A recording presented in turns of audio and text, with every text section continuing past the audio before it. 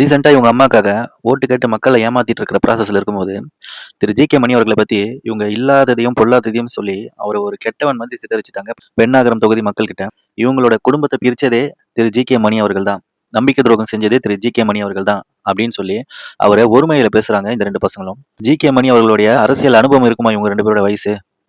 அந்த பாட்டாளி மக்கள் கட்சி இன்னைக்கு இவ்வளவு பெரிய கட்சியா உருவெடுத்திருக்குன்னா, திரு ஜி.கே. மணி அவர்கள், காடுவெட்டி குரு அவர்கள், திரு ராமதாஸ் அவர்கள் போன்ற முக்கிய தலைவர்களால மட்டும் தான் இது சாத்தியமாச்சு. அதுல ரொம்ப முக்கியமான பங்கு வகிச்சவர் திரு ஜி.கே. மணி அவர்கள்.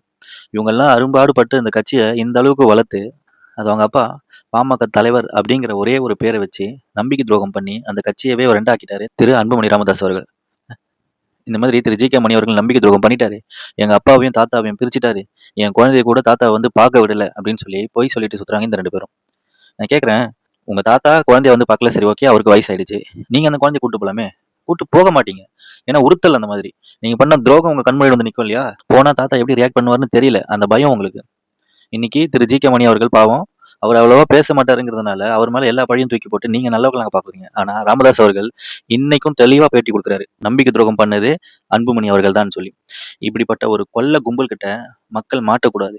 இவங்கள நம்பி ஓட்டு போட்டா ஒரு பயனும் கிடையாது. எலெக்ஷனுக்கு எலெக்ஷன் மட்டுமே உதிக்கிற குறிஞ்சி பூ இவங்க. மத்த டைம்லலாம் அந்த தொகுதி மக்கள் எக்கேடு கெட்டாலும் பரவாயில்லன்னு கண்டுக்காம அந்த மக்களை ஏமாத்துற கொள்ள கும்பல் இவங்க. அதுலயும் இந்த 2 பொண்ணுங்க மக்களை ஏமாத்துறதுல கை தேர்ந்தவங்களா இருக்காங்க.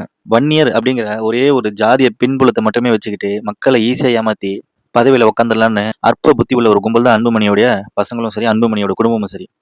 அப்பா எம்பி ஆயிட்டாரு. அதுவும் எப்படி? ராஜ்யசபா எம்பி. மக்களை சந்திக்காம ஓட்டு எலெக்ஷன்ல நின்னு ஜெயிக்காம டைரக்டா எம்பி ஆயிட்டாரு. அம்மாவும் எம்எல்ஏ ஆயிட்டா தமிழ்நாட்டிலயும் இவங்க நினைச்சதை சாதிச்சுக்கலாம். எவ்வளவு பணம் வேணாலும் சம்பாரிச்சுக்கலாம். டெல்லியிலயும் இவங்க அப்பா பிஜேபிக்கு சப்போர்ட் தான் பண்ண போறாரு. அதனால இவங்க அப்பா ஊழல் வழக்குல இருந்து தப்பிக்கலாம்னு சொல்லி குடும்பமே சேர்ந்து பிளான் போட்டு இன்னைக்கு மக்களை ஏமாத்துற ப்ராசஸ்ல ரொம்ப தீவிரமா இறங்கியிருக்காங்க. மக்கள் சிந்திச்சு ஓட்டு போடணும். யார் நம்மளை காப்பாத்துவா? இன்னைக்கு தேதிக்கு தமிழ்நாட்டு மக்களை காப்பாத்துறதுக்கு இருக்கிற ஒரே ஒரு கடைசி நம்பிக்கை திராவிட முன்னேற்ற கழகம் மட்டும்தான்.